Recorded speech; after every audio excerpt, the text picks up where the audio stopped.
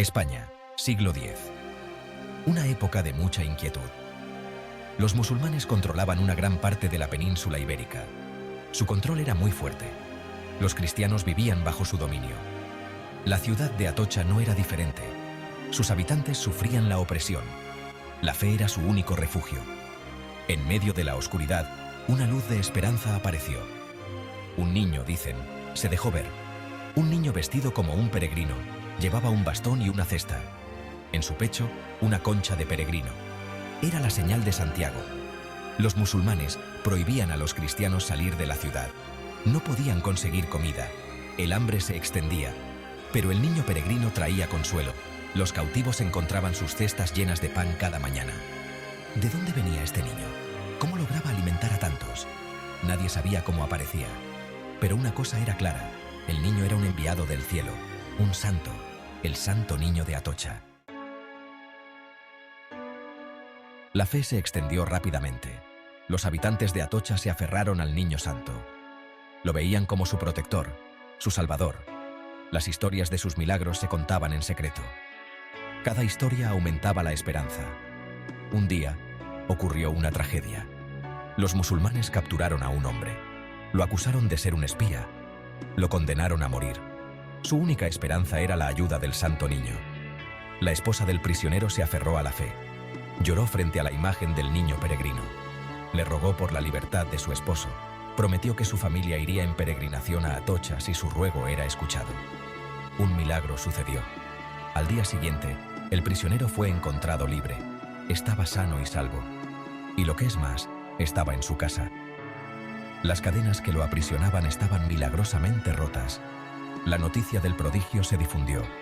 La devoción al santo niño se multiplicó. Ya no era solo el protector de Atocha. Era un símbolo de esperanza para todos los que sufrían.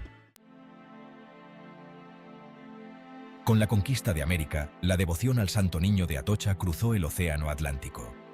Los españoles llevaron consigo su fe, sus anhelos, sus santos, entre ellos, el niño peregrino de Atocha. En México, la devoción al santo niño encontró un nuevo hogar. Se estableció con fuerza en el corazón de la gente, especialmente en el norte, en la zona minera de Zacatecas. Allí, en el pueblo de Fresnillo, el santo niño haría nuevos milagros. Inspiraría una devoción inquebrantable. Los mineros, hombres fuertes que se enfrentaban al peligro a diario, encontraron en el santo niño un protector especial. Las minas eran lugares de riesgo. La muerte acechaba en cada túnel. El santo niño se convirtió en su luz en la oscuridad. Su escudo contra el peligro. La devoción al santo niño se mezcló con la cultura mexicana. Se convirtió en parte de la vida cotidiana. Las familias lo acogían como un miembro más. Le hablaban, le cantaban, le contaban sus miedos y sus alegrías.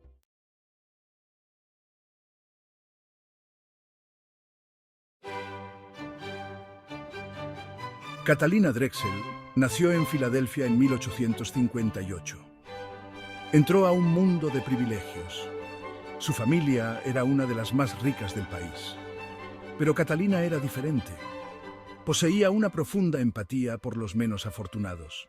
La familia de Catalina le inculcó la importancia de retribuir. Su padre, Francis Anthony Drexel, era un renombrado banquero y filántropo. Creía en usar su riqueza para ayudar a los demás. Abría su hogar a los pobres 3 días a la semana. La familia repartía comida, ropa y medicinas a los necesitados. Catalina presenció de primera mano la difícil situación de los marginados. Vio su sufrimiento y sintió un profundo deseo de ayudar. Estas primeras experiencias dejaron una huella imborrable en su corazón.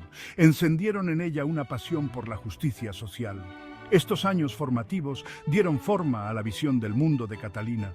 Aprendió que la verdadera riqueza no reside en las posesiones materiales. Se encontraba en usar las bendiciones propias para marcar la diferencia en la vida de los demás. Esta comprensión guiaría el camino de su vida. Preparó el escenario para su extraordinario viaje de fe y servicio. La crianza de Catalina no fue solo de abundancia material, también estuvo impregnada de fe. Su familia era de devotos católicos. Le inculcaron un profundo amor por Dios. Catalina asistía a misa con regularidad, abrazó las enseñanzas de la Iglesia Encontró consuelo e inspiración en la oración. Los momentos tranquilos dedicados a la reflexión nutrieron su espíritu.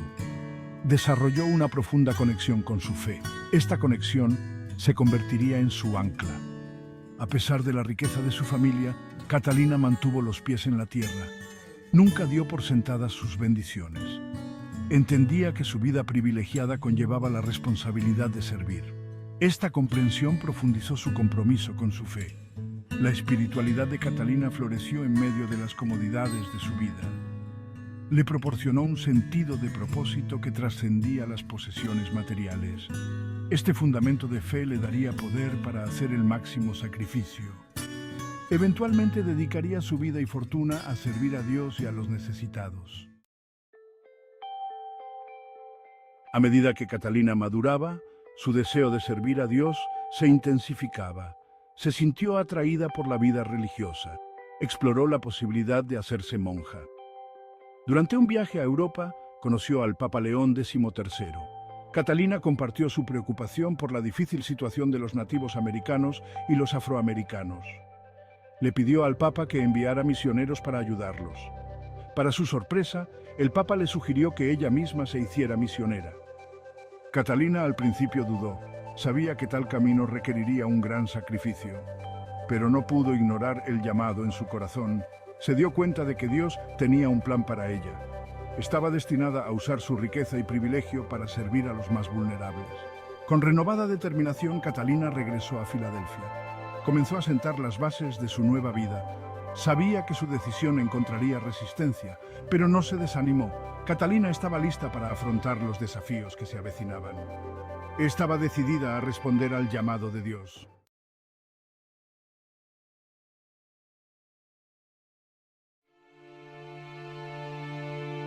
En el corazón de la Italia rural, una joven llamada María Francesca Cabrini nació en 1850. Su lugar de nacimiento, Sant'Angelo Lodigiano, estaba a un mundo de distancia de las florecientes ciudades de América. Sin embargo, este humilde comienzo daría lugar a una mujer que sería conocida como la madre de los inmigrantes. Ya de niña, Francesca poseía un profundo amor por Dios y un ardiente deseo de servir a su pueblo. Anhelaba viajar a tierras lejanas, difundiendo el Evangelio y ofreciendo consuelo a los necesitados. Su corazón, al parecer, era demasiado grande para el pequeño pueblo italiano. Este anhelo transformaría su destino en algo verdaderamente extraordinario. La familia de Francesca, aunque devota, se enfrentaba a dificultades económicas. A pesar de ello, alimentaron su fe y alentaron su carácter caritativo. Era conocida por su compasión, a menudo compartiendo sus escasas posesiones con los menos afortunados. Su piedad e inteligencia brillaban con fuerza, insinuando la extraordinaria mujer en la que se convertiría. A medida que Francesca crecía, su deseo de entrar en la vida religiosa se intensificaba. Anhelaba dedicar su vida por entero a Dios y servirle a través de una vida de pobreza, castidad y obediencia. Sin embargo, su camino no estuvo exento de obstáculos. Debido a su frágil salud, se enfrentó al rechazo de varias órdenes religiosas. Estos reveses, aunque desalentadores, no extinguieron su espíritu. Al contrario, alimentaron su determinación. Sin desanimarse, Francesca centró su atención en la educación. Creía que el conocimiento era una poderosa herramienta de empoderamiento y veía la enseñanza como una forma de servir a Dios. Se hizo maestra, compartiendo su amor por el aprendizaje con las mentes jóvenes. Su dedicación y compasión le valieron la admiración tanto de los alumnos como de los colegas. Fue durante esta época cuando conoció a un sacerdote, el padre Antonio Serrati, que desempeñaría un papel fundamental en su vida. El padre Antonio Serrati reconoció el espíritu extraordinario que habitaba en Francesca. Vio más allá de sus limitaciones físicas y reconoció su fe inquebrantable y su determinación sin límites. Se convirtió en su director espiritual, guiándola y animándola a perseguir su sueño de fundar una orden religiosa dedicada a servir a los más necesitados. Bajo su guía, Francesca dio el siguiente paso en su extraordinario viaje.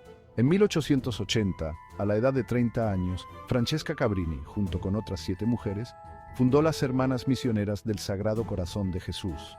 Esta nueva orden, nacida del inquebrantable compromiso de Francesca con Dios y su pueblo, se convertiría en la obra de su vida.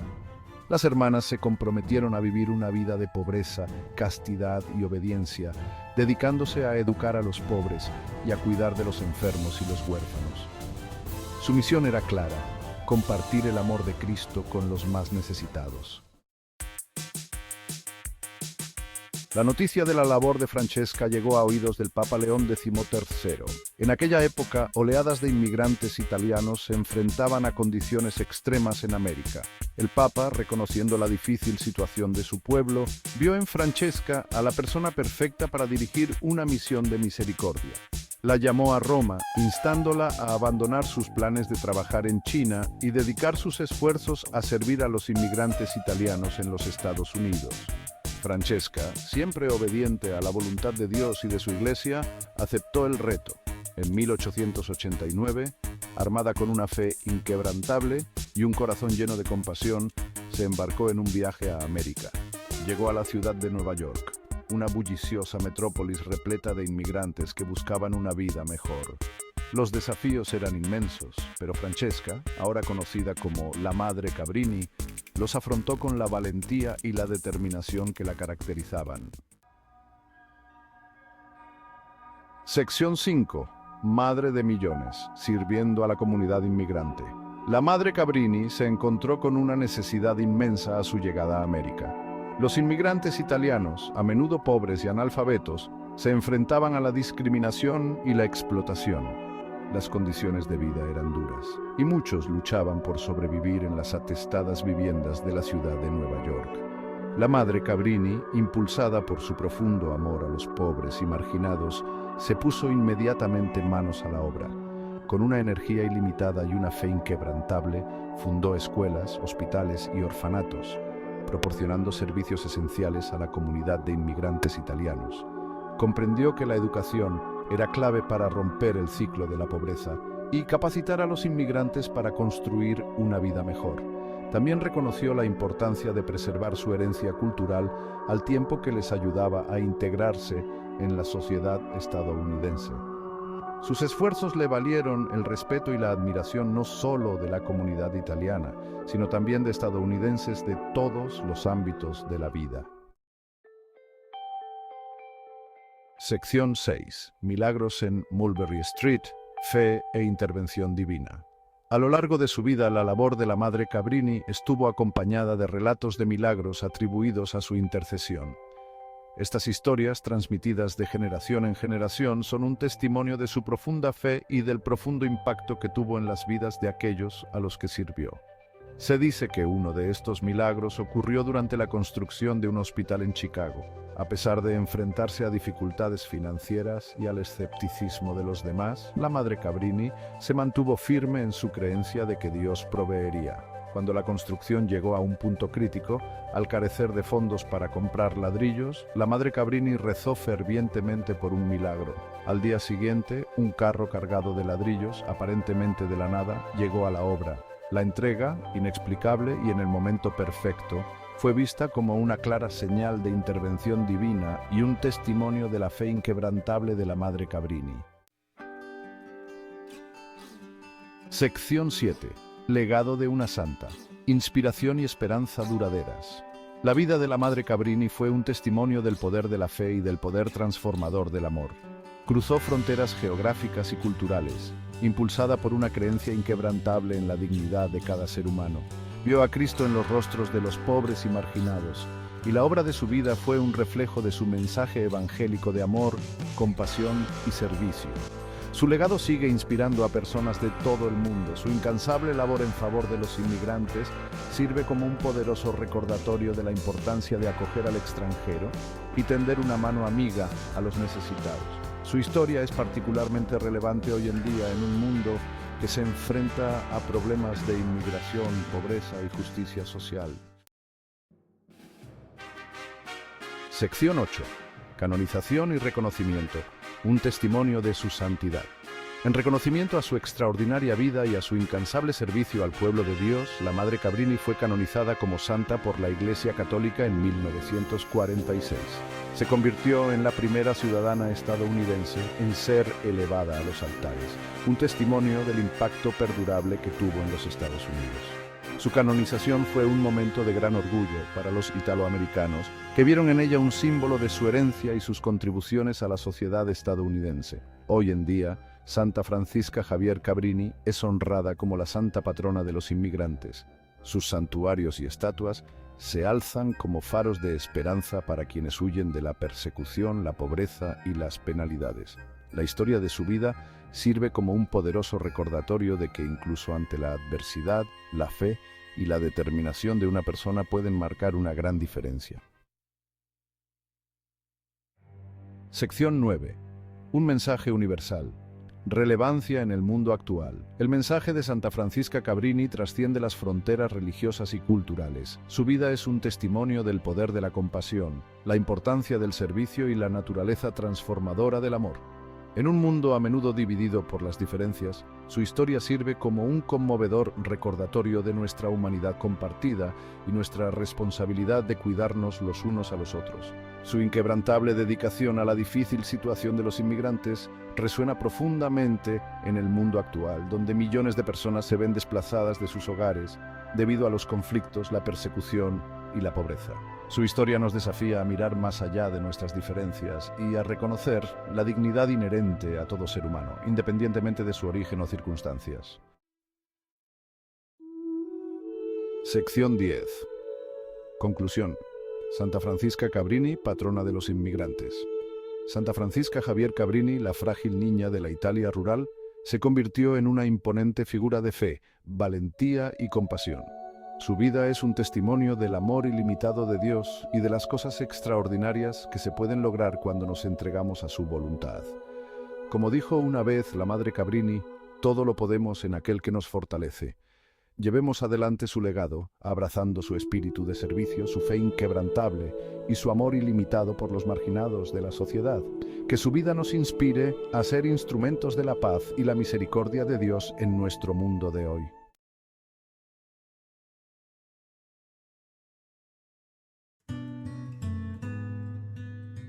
En el corazón de España, un alma destinada a la santidad comenzó su viaje. En una época de grandes cambios y desafíos, una luz de esperanza y devoción nació. Pascual Bailón nació en 1540 en una familia humilde y devota. Su lugar de nacimiento fue el pequeño y pintoresco pueblo de Torrehermosa, un lugar lleno de tradiciones y fe. Incluso de niño, Pascual mostró una profunda reverencia por Dios, pasando horas en oración y meditación. Pasaba sus días cuidando ovejas, aprendiendo la paciencia y la responsabilidad desde una edad temprana. La silenciosa soledad de los campos se convirtió en su primer santuario, un lugar donde podía conectarse con lo divino. Fue aquí, en medio de la belleza de la creación, donde su espíritu se elevó y encontró paz. El corazón de Pascual anhelaba algo más, un propósito mayor que el simple pastoreo. Sintió un poderoso llamado a servir a Dios, un llamado que no podía ignorar. Su sencilla crianza no le permitió una educación formal, pero eso no detuvo su búsqueda de conocimiento espiritual. Sin embargo, poseía una sabiduría que trascendía los libros, una comprensión innata de lo sagrado. Aprendió sobre lo divino a través de la belleza de la naturaleza, viendo la obra de Dios en cada flor y árbol. Encontró consuelo en la oración, un refugio donde podía hablar con Dios, y descubrió profundas verdades en el silencio de su corazón, verdades que guiaron su vida. Los días de Pascual estaban llenos de trabajo, pero cada tarea era una oportunidad para reflexionar sobre lo divino. Pero su espíritu siempre estuvo conectado con algo más grande, una fuerza que lo guiaba. Veía la mano de Dios en todo lo que le rodeaba, en cada amanecer y en cada brisa.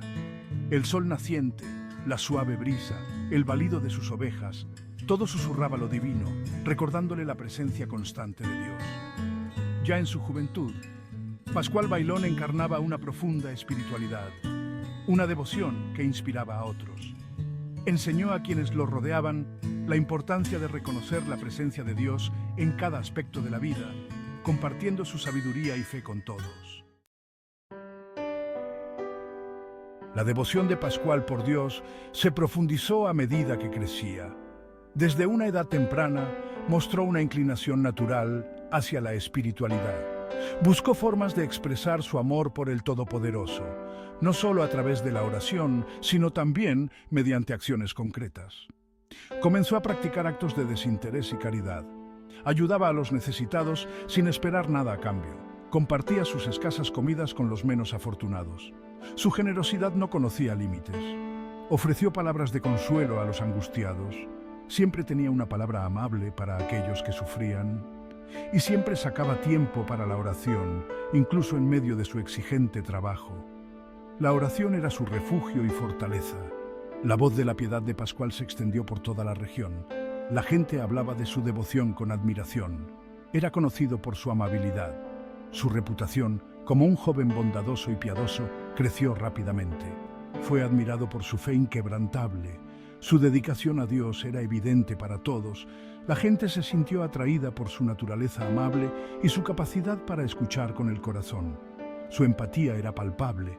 Poseía un raro don para reconocer el sufrimiento de los demás. Su sensibilidad hacia el dolor ajeno era notable. Ofreció consuelo y apoyo a todos los que se cruzaron en su camino. Nadie se sentía solo en su presencia. Incluso cuando era joven, Pascual experimentó momentos de profunda conexión espiritual. Estos momentos eran intensos y transformadores. Se dice que a veces caía en un estado de trance. Durante estos trances, parecía estar en comunión directa con lo divino. Durante estos episodios, parecía ser transportado a otro reino. Su rostro reflejaba una paz y serenidad inigualables. Estas experiencias intensificaron su deseo de dedicar su vida por completo a Dios. Cada trance reforzaba su vocación espiritual. Consolidaron su creencia de que estaba destinado a un propósito superior. Pascual estaba convencido de que su vida tenía un significado divino. El centro de la espiritualidad de San Pascual Bailón era una profunda reverencia por la Eucaristía. Creía profundamente en la presencia real de Cristo, en el pan y el vino consagrados. Esta creencia dio forma a su vida e inspiró sus acciones. Vio la Eucaristía como la fuente y la cumbre de su fe, una conexión tangible con lo divino. Un día, mientras estaba en profunda oración, Pascual tuvo una visión.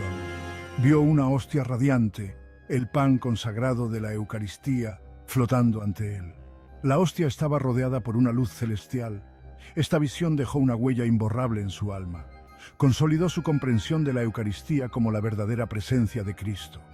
A partir de ese momento, la devoción de Pascual por la Eucaristía se intensificó.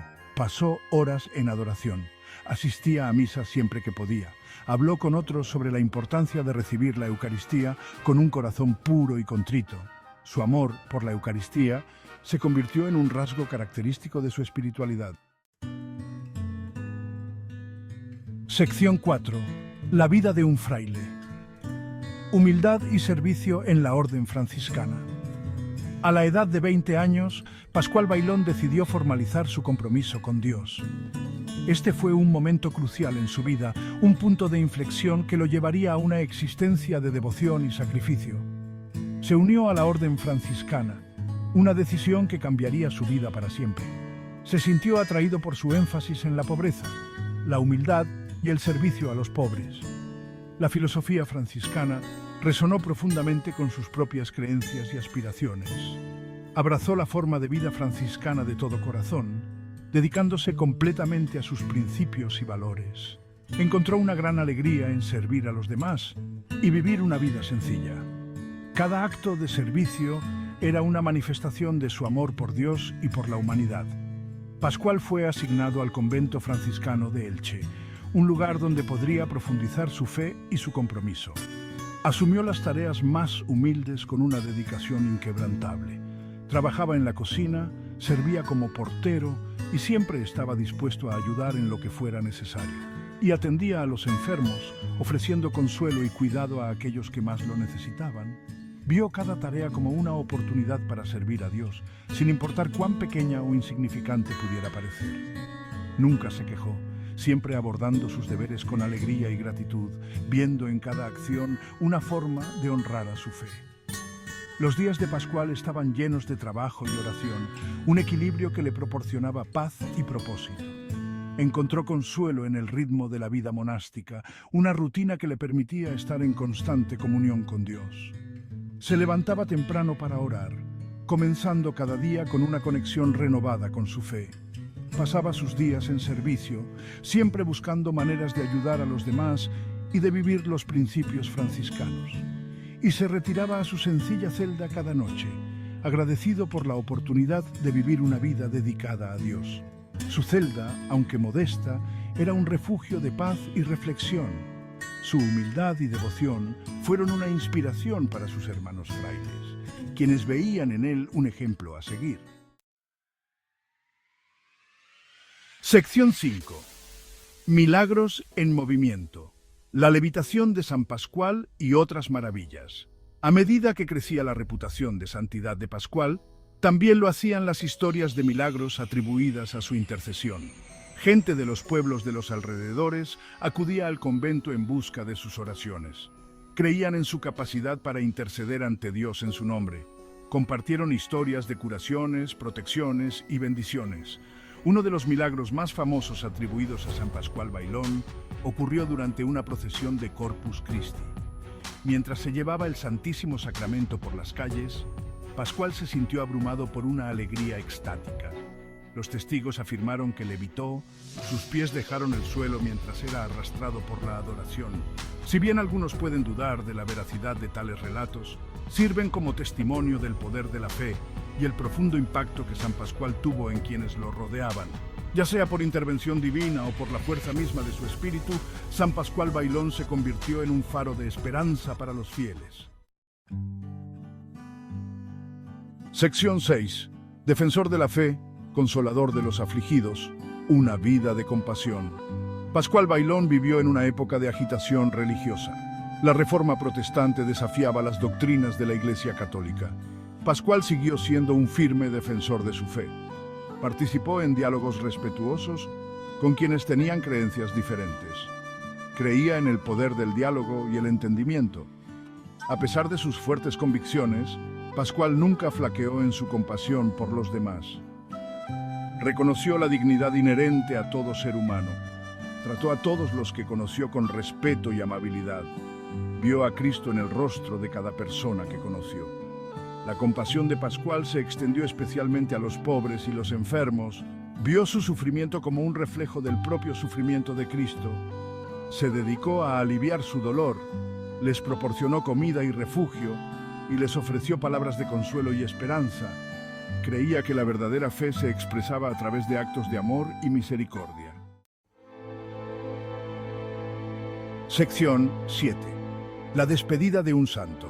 El fallecimiento de San Pascual Bailón. En 1592, a la edad de 52 años, San Pascual Bailón falleció en paz. Estaba rodeado de sus hermanos frailes. Lo habían cuidado durante su enfermedad final. Su muerte fue recibida con gran dolor.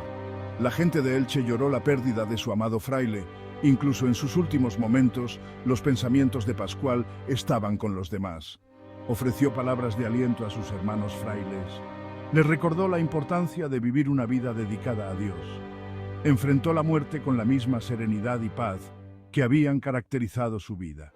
La vida de Pascual Bailón, aunque relativamente corta, fue un testimonio del poder de la fe, la humildad y el servicio. Había vivido una vida sencilla, pero su impacto en quienes lo rodeaban fue inconmensurable. Fue recordado por su inquebrantable devoción a Dios, su amor por la Eucaristía y su ilimitada compasión por los demás.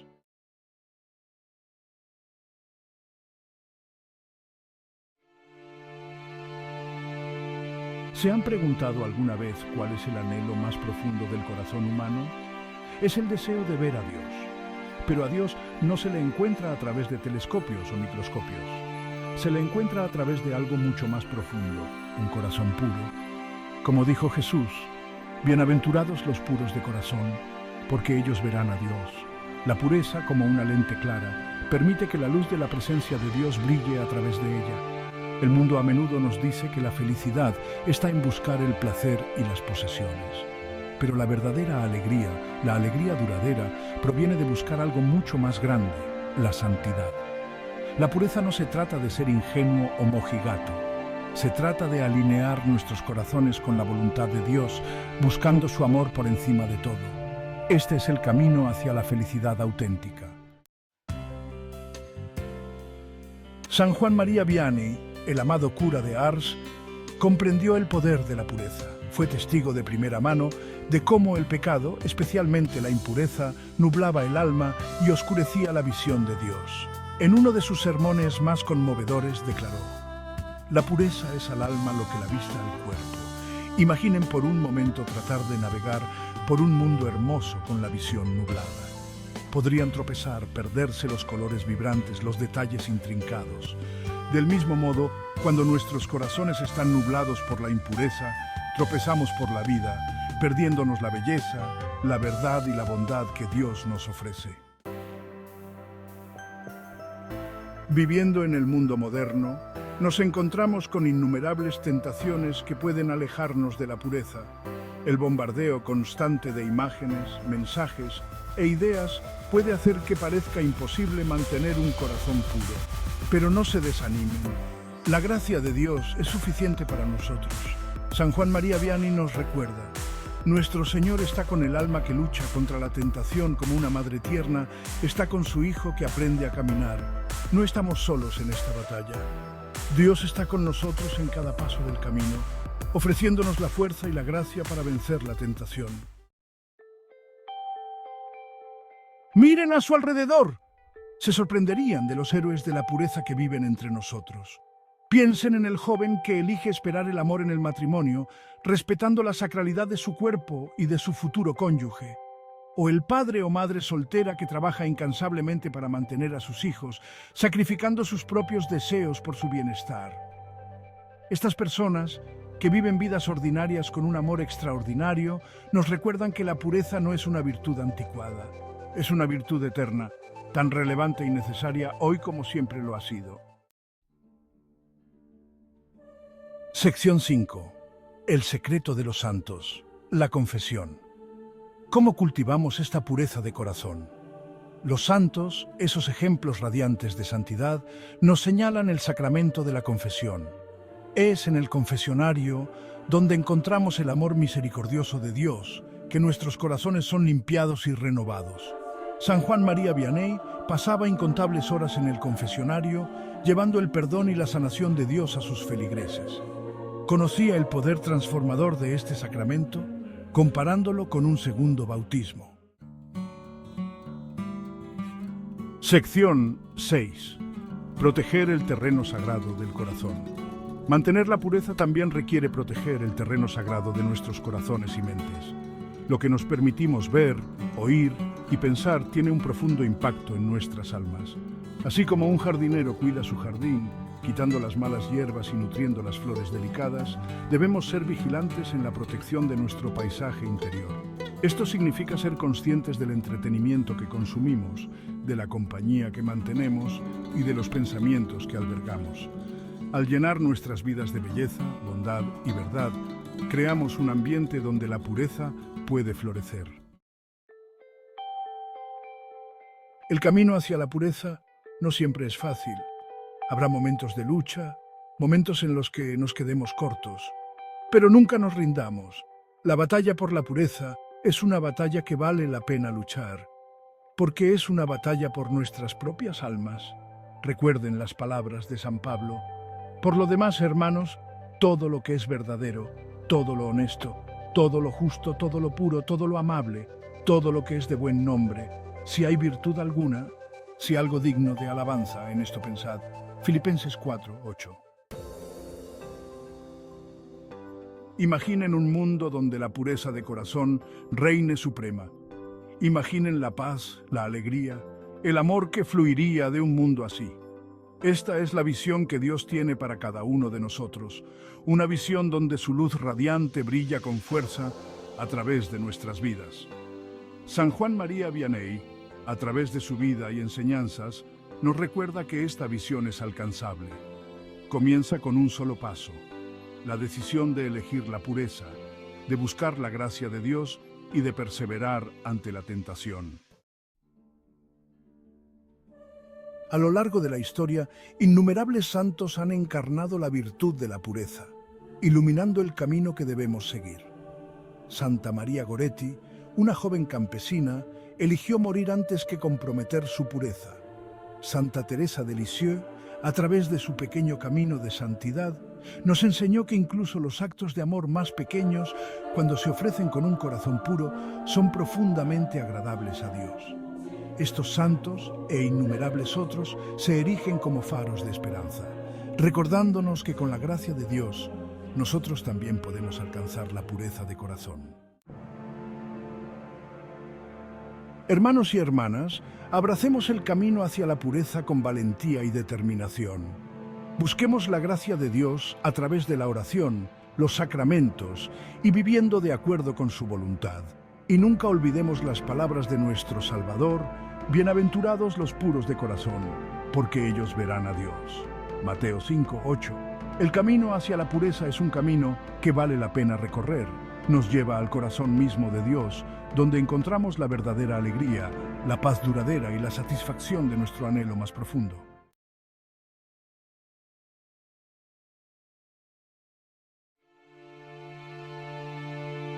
Italia, tierra de santos y de historia, vio nacer en su seno a un alma excepcional, Nicolás de Tolentino.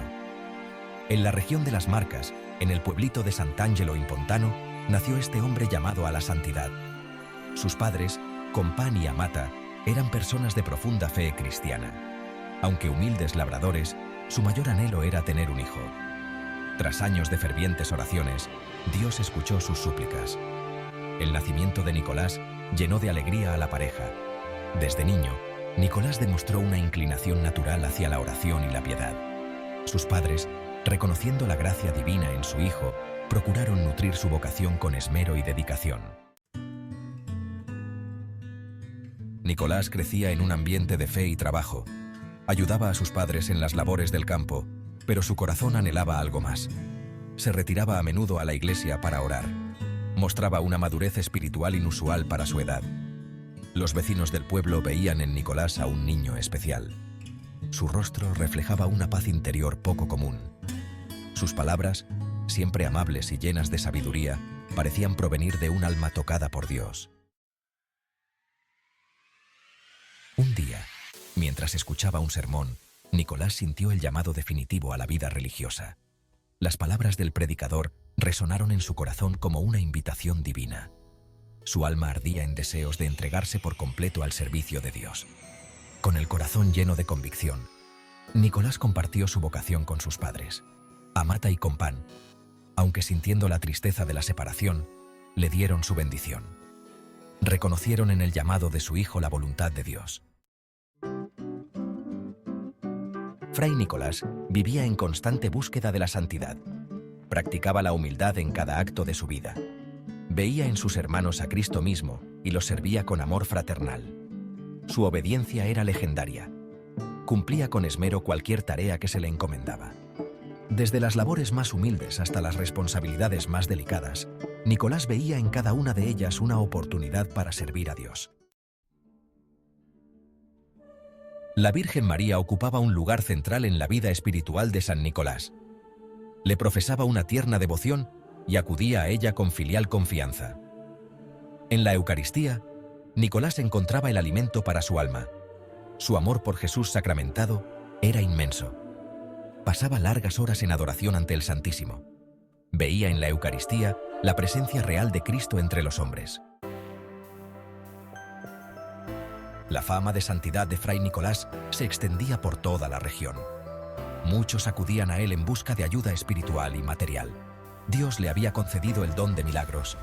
Sanaba enfermos, liberaba endemoniados y consolaba a los afligidos. Sus milagros eran un testimonio de su profunda unión con Dios. La gente veía en él un santo en vida. San Nicolás sentía una especial compasión por las almas del purgatorio.